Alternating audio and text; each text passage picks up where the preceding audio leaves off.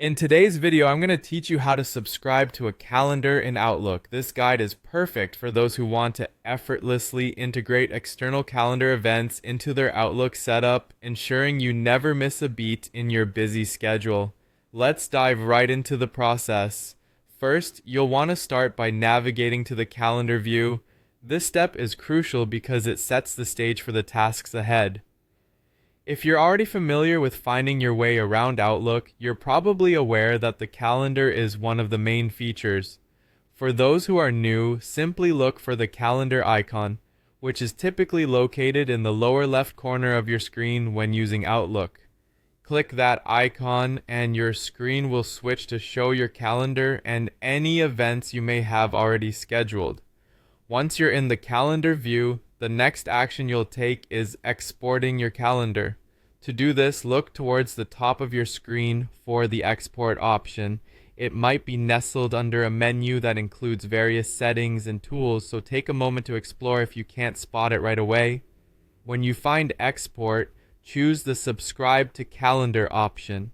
By subscribing, you'll ensure that your calendar updates automatically whenever changes are made. This is a real time saver and helps you stay on top of updates without manually checking for changes. After clicking on subscribe to calendar, you'll see a prompt or window that guides you on adding this external calendar information to Outlook. This is where you'll enable your Outlook account to reflect this particular calendar's events. Usually this step involves copying a URL or accepting permissions that allow the calendar to share information. Be sure to follow the on-screen instructions carefully to facilitate a smooth integration. Finally, you'll complete the process by adding the calendar to your Outlook account. If you followed along correctly, this process should be relatively straightforward.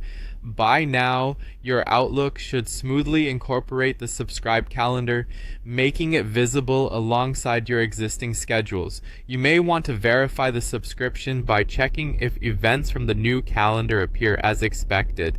Ensure your settings align with your preferences to avoid any unwanted notifications or alerts. And there you have it, a simple yet effective way to subscribe to a calendar in Outlook. This straightforward process ensures you have all your events in one unified space. It can help streamline your workload, manage your time more efficiently, and ensure nothing falls through the cracks. Thanks for tuning in today, and I hope you found this guide helpful. Remember to check back for more tips and tutorials that can make your digital life a bit easier.